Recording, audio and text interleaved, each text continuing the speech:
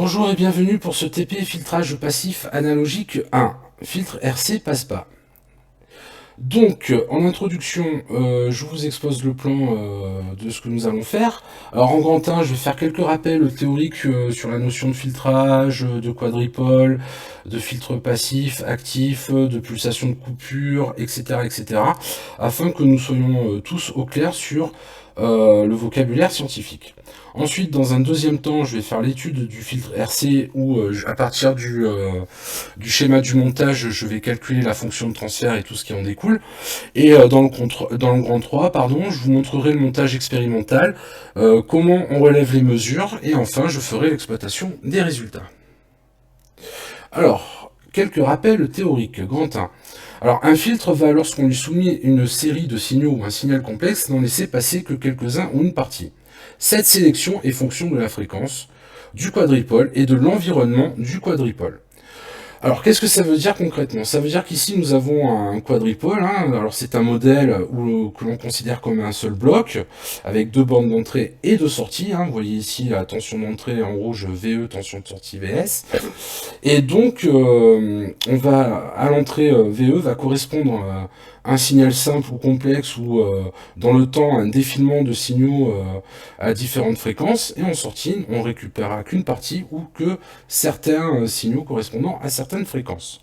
Donc, cela va se faire donc en fonction de la fréquence du signal d'entrée, mais aussi de la constitution du quadripole, car à partir de là, on pourra élaborer ce qu'on appelle des filtres passe-bas qui vont laisser passer les basses fréquences, passe-haut qui vont laisser passer les hautes fréquences, un passe-bande, c'est-à-dire qu'on va qu'une bande de fréquences, ou un réjecteur de bande, c'est-à-dire qu'il va laisser passer par exemple des fréquences basses et hautes et pas celles qui correspondent à des médiums. Qu'est-ce qu'on appelle un quadripole passif? Alors, un quadripole passif n'a pas de source auxiliaire de puissance électrique. Alors, qu'est-ce que ça veut dire concrètement? Alors, là, justement, on va étudier un filtre RC série. Et donc, une résistance et un condensateur n'ont pas besoin d'être alimentés. D'accord? On va alors juste soumettre à l'entrée du quadripole qu'ils vont constituer une tension d'entrée. Donc ici on a affaire à ce qu'on appelle un quadripole passif. Admettons maintenant que je constitue un quadripole et que dans ce quadripole il y ait un ampli opérationnel. Alors à ce moment-là, l'ampli opérationnel, il faut l'alimenter. Donc il y aurait ce qu'on appelle une source auxiliaire de puissance, c'est-à-dire l'alimentation plus 15 moins 15 volts pour un ampli op. Et donc là, on serait en présence de ce qu'on appelle un quadripole actif.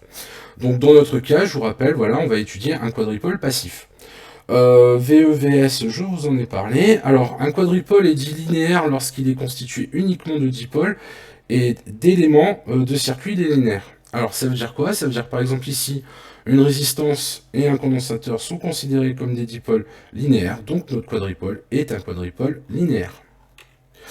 Alors, tout d'abord, quelques définitions. Alors voilà, pour être au clair sur ce que l'on va calculer et ce à quoi on va s'intéresser et comment on va justement exploiter tout cela. Donc la fonction de transfert ici est un nombre complexe, d'accord, qui est le rapport de la tension complexe de sortie sur la tension d'entrée du quadripole. Ok, et elle est fonction de la pulsation, donc de la fréquence au final, plus que la pulsation en radians par seconde est égale à 2pi fois la fréquence. Donc, la fonction de transfert, une fois que vous l'avez, si vous prenez son module, ça va correspondre à ce qu'on appelle le gain du quadripole. D'accord? Et finalement, ce gain, si je m'intéresse qu'aux amplitudes ou tension efficace, etc., des tensions d'entrée et de sortie, ça sera le rapport soit des amplitudes, soit des tensions efficaces. Ici, justement, dans ce qui nous intéresse, on va observer que le gain, ici, ne pourra pas excéder 1. En effet, vu que votre quadripole n'est pas alimenté, au mieux, il ne peut que restituer le signal d'entrée dans son entièreté. Voilà. Ensuite, phi de oméga, ça va être l'argument de cette fonction de transfert. Et finalement, on va vous renseigner sur le déphasage de la sortie sur l'entrée. Maintenant, on peut définir aussi ce qu'on appelle le gain en décibels, qu'on note grand G indice dB. Alors, toujours pareil, qui est fonction de la pulsation. Et lui sera égal à 20 log base de 10 du gain du quadripole. Voilà. Donc ça, il faut vraiment être au clair sur toutes ces formules et ces notions de... Maintenant, on va s'intéresser au fait qu'à chaque fois que vous rencontrez un électronicien, il va vous dire oui, alors on considère que la fréquence de coupure a lieu lorsque le gain est égal à moins 3 dB. Alors pourquoi moins 3 dB? D'où ça vient? Alors, ça vient du fait qu'on va considérer que le signal qui passe par un quadripôle n'est plus transmis lorsque la puissance de ce signal a été divisée par 2. Fréquence égale à la fréquence de coupure, c'est-à-dire pour une puissance de sortie réduite de moitié. Donc, là, je vous ai fait puissance d'entrée qui rentre dans le dipôle, puissance de sortie qui en sort ici, qui va être divisée par 2, donc. Alors, vous savez que la puissance est proportionnelle au carré des amplitudes en tension. Donc, si votre puissance en sortie a été divisée par 2, alors votre amplitude en tension en sortie, elle, sera divisée par racine carrée de 2. Donc, si vous faites le rapport des amplitudes, US sur E, vous tombez sur la définition du gain. Et donc, ce gain sera égal à 1 sur racine carrée de 2. Et si vous appliquez la formule pour avoir ce gain en décibels, alors vous obtiendrez GdB égale 20 log de 1 sur racine carrée de 2, donc sera égal à moins 3 dB. Et donc, cela est bien la définition de la fréquence de coupure. Alors, et bien sûr, ici, on exprime tourne oméga. Donc, pour avoir la pulsation de coupure, il vous suffira de multiplier votre fréquence de coupure par 2π. Voilà. Donc, fréquence de coupure en Hertz et pulsation de coupure en radians par seconde. Je continue. Alors, quel va être l'objectif de ces travaux pratiques? Ça va être de tracer les diagrammes de Bode. Alors, qu'est-ce qu'un diagramme de Bode? Alors, ça consiste à tracer, comme j'ai écrit ici, les graphes GdB et phi en fonction de log de 10 de oméga sur oméga 0. Où oméga 0 est soit une pulsation caractéristique du circuit, d'accord, soit il sera égal à 1 radian par seconde. On peut aussi tracer en fonction de oméga uniquement sur un papier millimétré en échelle logarithmique. Et à ce moment-là, l'unité sera la décade. Alors, concrètement, pourquoi on veut exprimer ces deux graphiques en fonction de log base de... Enfin, je vais arrêter de dire log base de 10, hein, je vais tout simplement dire log de oméga sur oméga 0 pour que la vidéo soit plus fluide. Donc, on utilise ce qu'on appelle une échelle logarithmique parce que les variations que ce soit pour le gain ou le gain en dB ou la phase, on le remarque sur vraiment des grandes plages de fréquences. Or, si on veut faire apparaître tout ça, il faut que vous avez choisi sur votre abscisse puisse grandir de manière rapide. Et donc, on utilise la décade. C'est-à-dire qu'on va passer d'une puissance de 10 à l'autre à chaque unité. Et donc, si on utilise log de oméga sur oméga 0, cela le fait automatiquement. C'est pour pouvoir observer sur un petit espace une grande plage de fréquences au final. Maintenant, on va s'intéresser au diagramme de Bode asymptotique. Alors, c'est la réunion des asymptotes hautes et basses fréquences.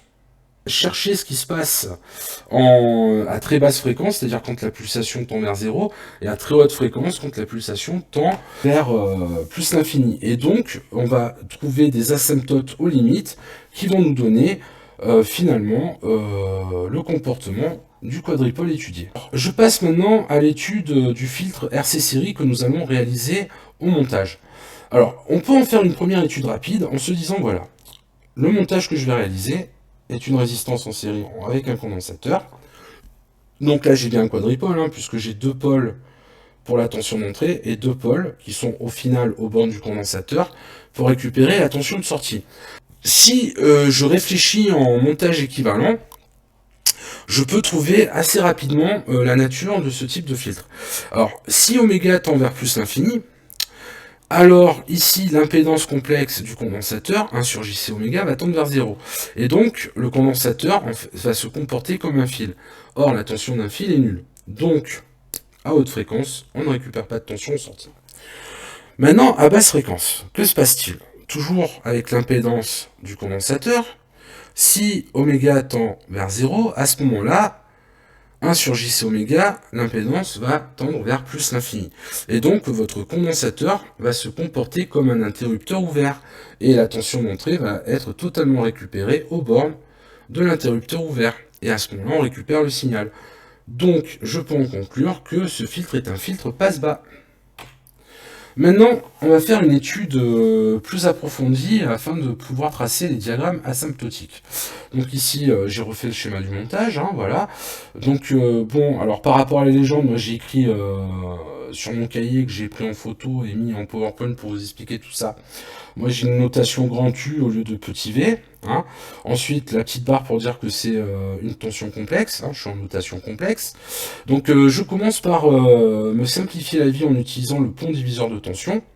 Et donc, US est égal à ZC sur ZC plus ZR fois UE. La fonction de transfert H de J oméga, c'est le rapport des tensions. Donc c'est US sur UE. Et donc, tout simplement, ZC sur ZZ plus ZR. Donc, ça fait 1 sur JC oméga sur 1 sur JC oméga plus R. Pour simplifier l'écriture, je vais mettre en facteur 1 sur JC oméga et simplifier, ici. Et donc, je vais me trouver avec une fonction de transfert qui va être égale à 1 sur 1 plus JRC oméga.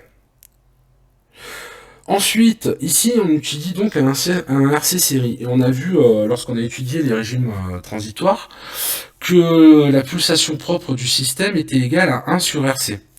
Oui, puisque la pulsation, c'est l'inverse d'un temps, et qu'on avait vu que la constante de temps, taux, RC, et s'exprimer en secondes, était un temps, donc j'ai bien l'inverse d'un temps. Donc pour moi, je considère que 1 sur RC, c'est la pulsation propre du système. Et je vais donc remplacer 1 sur RC par oméga 0 dans l'expression que je viens de trouver. Ce qui me donne au final h de j oméga égale 1 sur 1 plus j oméga sur oméga 0. Donc ici, vous avez votre fonction de transfert, okay, qui est un nombre complexe. À partir de là, je vais en déduire le module de ce nombre complexe afin de trouver le gain, ainsi que l'argument de ce nombre complexe pour obtenir finalement le déphasage en fonction de oméga. Alors, je commence par le module. Alors, ça va simplement être le module du numérateur sur le module du dénominateur. Donc, ça va nous faire simplement 1 sur racine carrée de 1 plus oméga carré sur oméga 0, le tout sous la racine carrée. Déjà, première constatation, là, sans aller plus loin, on se rend compte que si oméga est égal à oméga 0, ça va nous faire 1 au carré, et je retrouve un gain égal à 1 sur racine carrée de 2. Donc, une pulsation de coupure à moins de 3 dB, ce qui veut dire qu'oméga 0 est la pulsation de coupure. Alors déjà, ici, il se trouve que la pulsation propre du système correspond à la pulsation de coupure. Ensuite, je vais exprimer ce module que je viens de trouver, qui est le gain en décibels. Donc je vais faire 20 log de ce module. Donc ça fait 20 log de toute l'expression que j'ai trouvée auparavant. 1 sur racine carrée de 1 plus, entre parenthèses au carré, oméga sur oméga c. J'aurais pu laisser 0. Hein. Et bon, bah, vous développez, hein, c'est les règles sur les logs. Hein, donc là, j'ai une fraction. Donc ça fait 20 log de 1 moins 20 log du dénominateur à la puissance 1,5, puisque ici j'ai une racine carrée. Ensuite, cette racine carrée, alors log de 1, ça fait 0, il ne me reste plus que toute cette expression. Le 1,5, je peux le passer devant, donc ça fait moins 20 sur 2, log de ce que j'avais entre parenthèses, et au final, j'atterris avec l'expression du gain en décibels égale à moins 10 log de 1 plus oméga sur oméga 0 au carré. Donc là, déjà, on a l'expression du gain en décibels. Ensuite, on s'intéresse donc au déphasage. Alors, je vous ai dit que c'était l'argument de votre fonction de transfert. Donc, c'est l'argument de ce nombre complexe, 1 plus, 1 plus JRC oméga. Donc, l'argument de ce nombre complexe, c'est tout simplement l'argument du numérateur moins l'argument du dénominateur.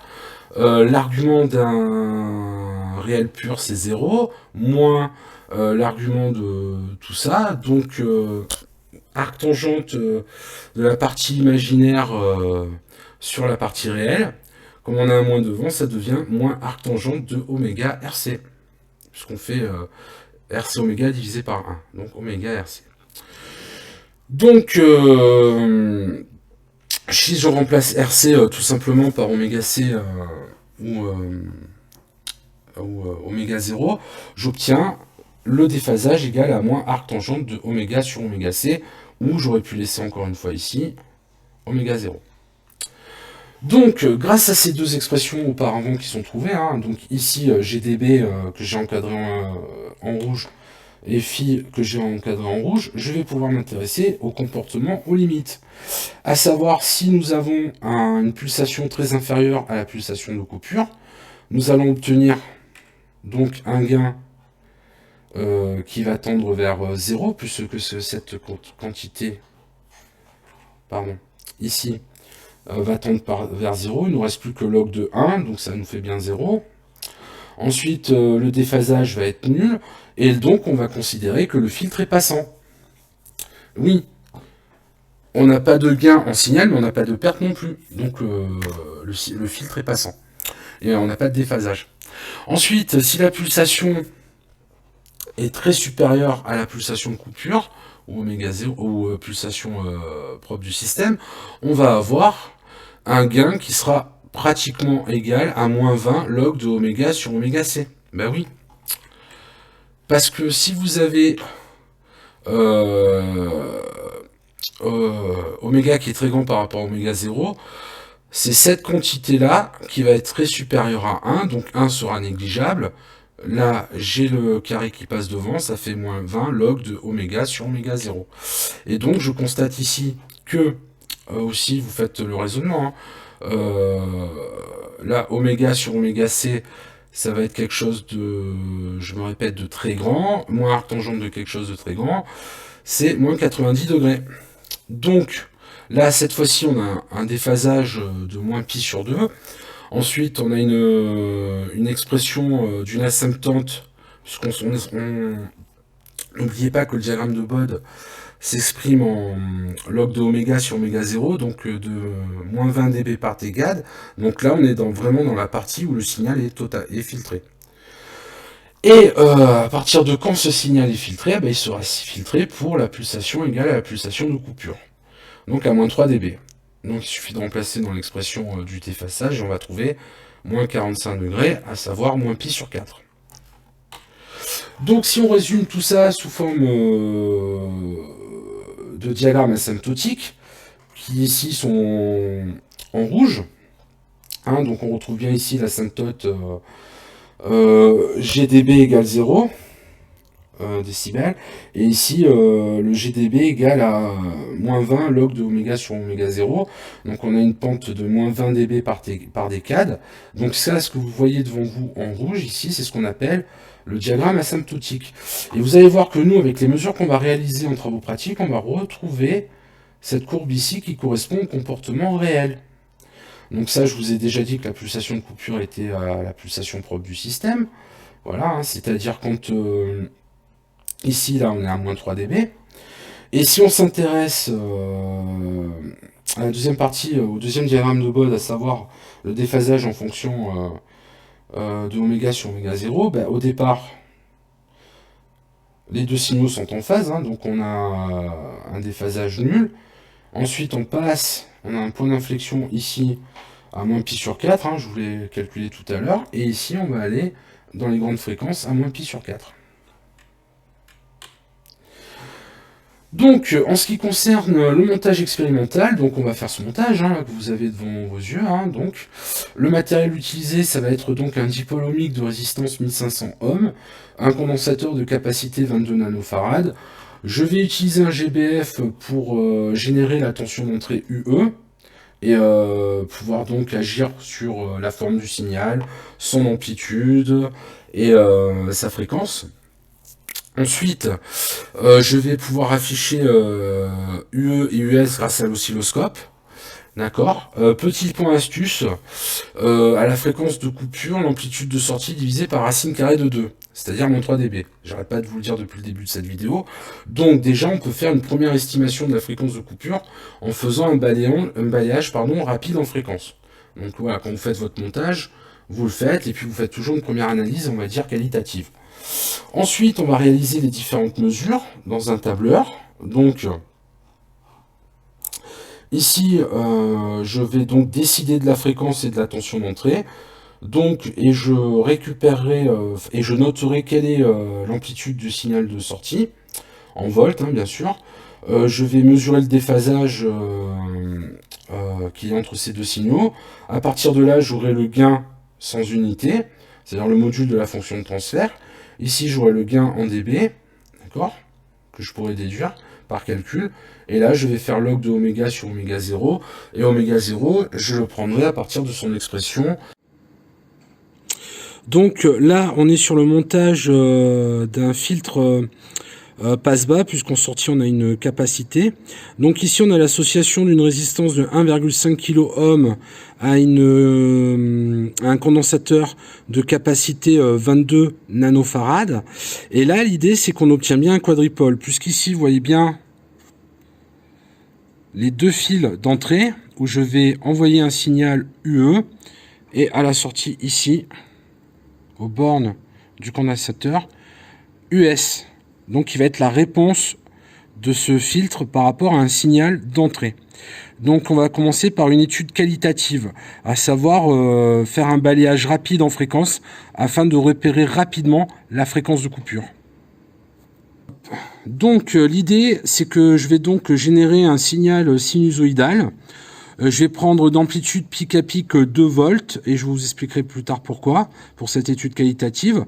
Donc je veux à la fois observer et envoyer ce signal d'entrée. Donc pour observer et envoyer à la fois, je vais utiliser ici un T, récupérer là ce que je vais visualiser à l'oscilloscope au canal numéro 1 et puis je vais envoyer ici de l'autre côté du T ce signal à l'entrée de ce quadripôle ici. Voilà. Et ensuite, grâce à cette sonde, récupérer la tension US qui est là.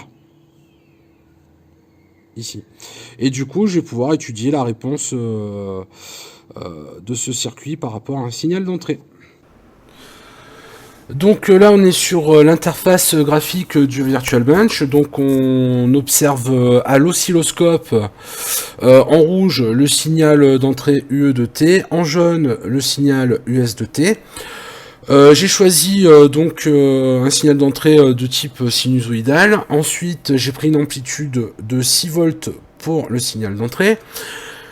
Et là, je me trouve à une fréquence de 10 volts. Voilà. Et donc, l'objectif va être dans un premier temps de vérifier de manière rapide qu'on a bien réalisé notre montage en vérifiant les grandeurs caractéristiques du type pulsation de coupure, que vaut le déphasage en moins et plus infini, que vaut le déphasage à la pulsation de coupure, etc.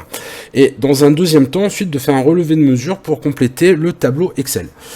Alors, pour commencer, si j'applique à l'entrée du quadripôle une tension d'amplitude 6 volts, cela veut dire que je dois retrouver une pulsation de coupure lorsque cette amplitude est divisée par racine carrée de 2 à la sortie, donc 4,24 volts. Donc déjà, je vais vérifier cela. Et normalement, d'après les calculs théoriques, vu que la pulsation propre du système 1 sur RC est égale à la pulsation de coupure, on doit trouver 30 030 radians par seconde, ce qui nous donne une fréquence de 4781 Hz. Ensuite, je dois vérifier aussi ce qui se passe au niveau du déphasage. Donc c'est parti. Alors, déjà au niveau du déphasage, je vois bien qu'à basse fréquence, déjà le gain va être égal à 1 puisque je retrouve la même amplitude à l'entrée et à la sortie.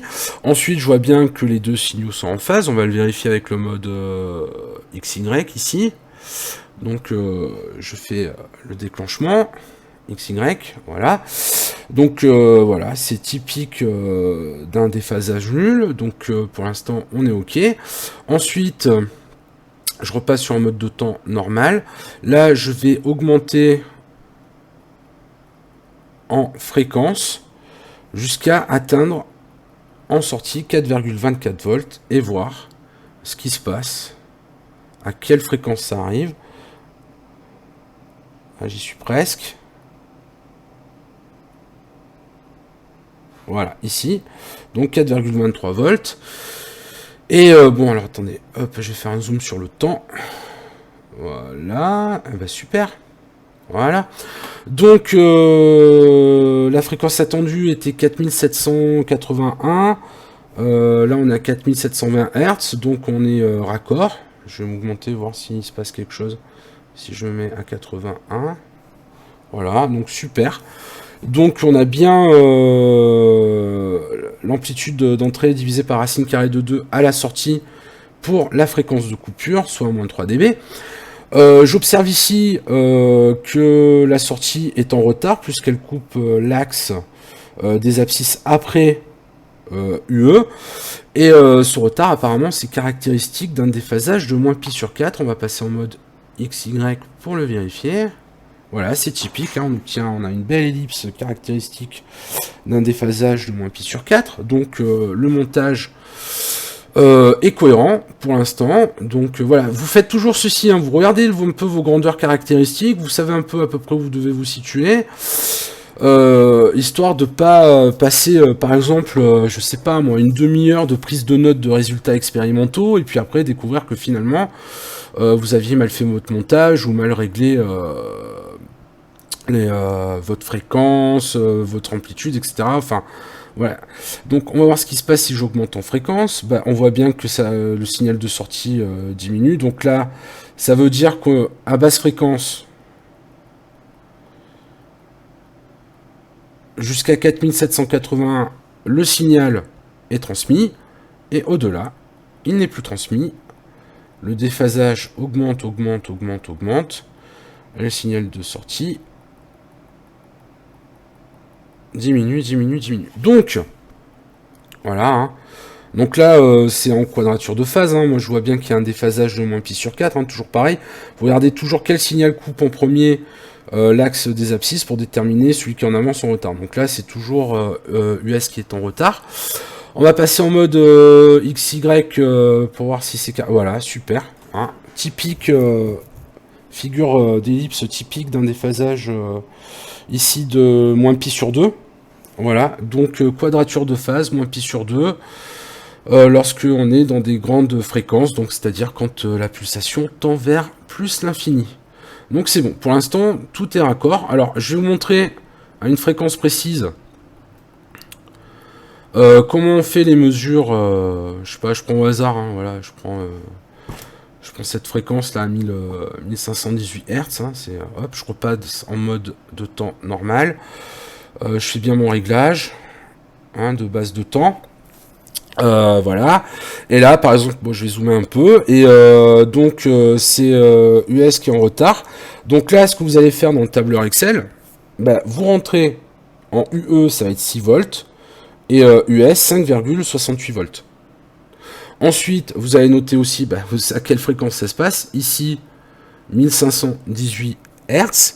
Et on veut vous activer les curseurs de temps avec suivi, c'est le top du top avec suivi, vous êtes sûr de rester sur les courbes. Donc voilà, moi ici ça coupe voilà, le curseur 2. Ah non, ah bah justement, faut pas faire ça. Bah ça tombe bien, super. Je passe en temps, tout simplement, voilà. Je sais pas pourquoi j'ai mis suivi.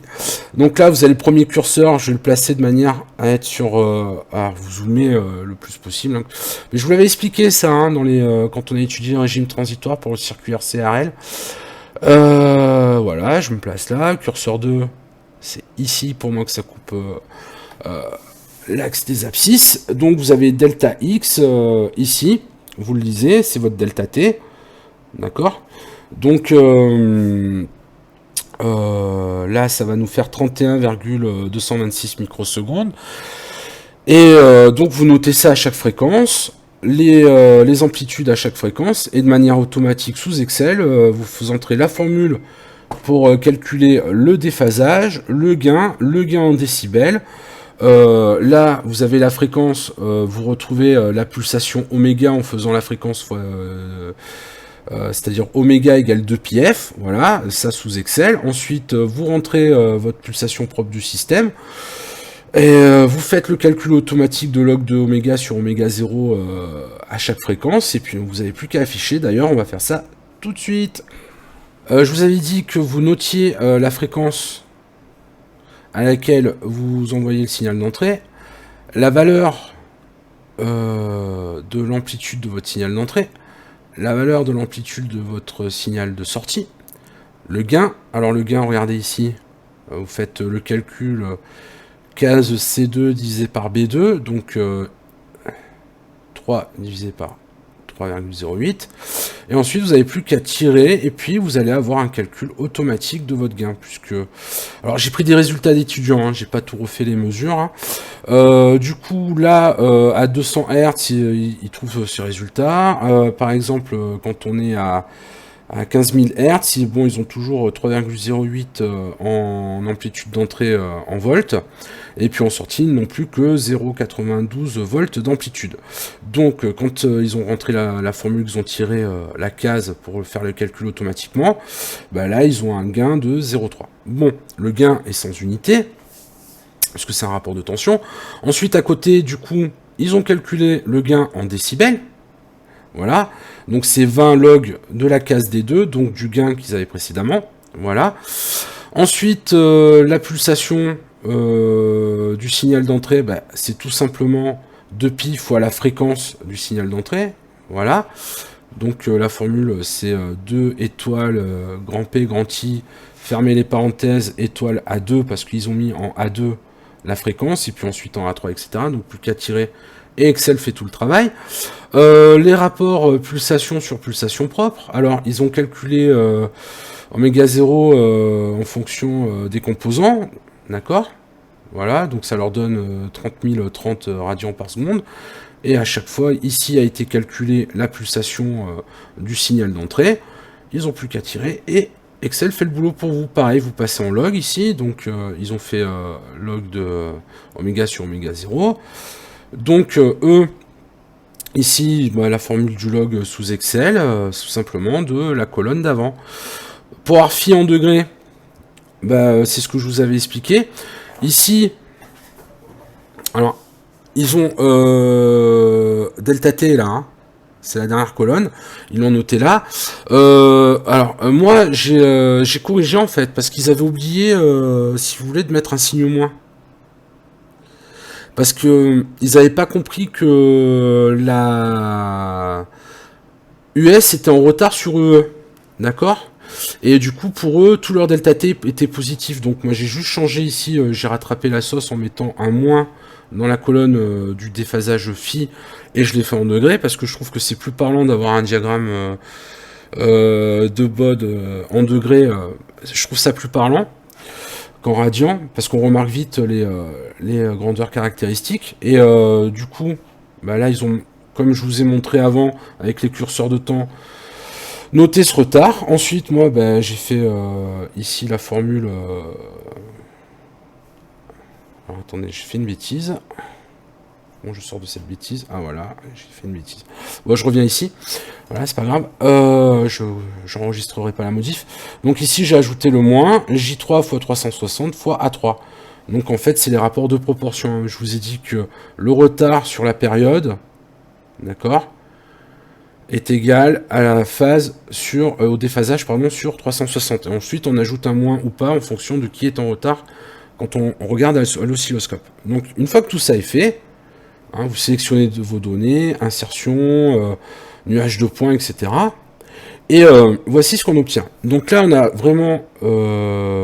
alors aussi, n'oubliez pas de noter, donner des titres à vos graphiques. Hein. Notez ce qu'on a en abscisse et en ordonnée. Donc ici, en abscisse, on a log de oméga sur oméga 0. En ordonnée, on a le gain en décibels. Et regardez, on obtient vraiment, c'est la courbe dont on va passer à l'exploitation après. Donc je vous explique. Donc voilà, vous faites comme ça. Ensuite, je vais avoir l'asymptote en plus l'infini. Donc j'ai sélectionné les derniers points. J'ai ajouté une courbe de tendance pour les derniers points. Et on trouve une pente de pratiquement moins 17 dB par décade. Alors, on devrait trouver 20, donc c'est vraiment pas mal hein, ce qu'ils ont trouvé comme résultat, hein, ces étudiants. Ensuite, ici, vous avez le déphasage en fonction de log de oméga sur oméga 0, donc en ordonnée, le déphasage en degrés, et en abscisse, log de oméga sur oméga 0. Donc on part bien d'un déphasage proche de 0. Puis on voit qu'on s'oriente vers la pulsation de coupure ici. Parce que quand vous êtes... pareil pour ici, on retrouve le moins 3 dB. On voyait bien que la coupure se fait à moins 3 dB. Et ici, pareil, à la coupure, on retrouve pratiquement moins 45 degrés. Et après, là, ils n'ont pas continué à faire le mesure. S'ils avaient continué, on voit bien que ça va tendre vers moins 90 degrés. Donc, 0, moins pi sur 4, moins pi sur 2. Voilà, donc on va passer à la conclusion. Donc, partie 4, exploitation des résultats. Donc, ce que j'ai fait une capture d'écran du graphe que je vous ai présenté précédemment sous Excel pour le comparer à l'étude théorique. Donc, déjà, on voit bien que ça matche bien.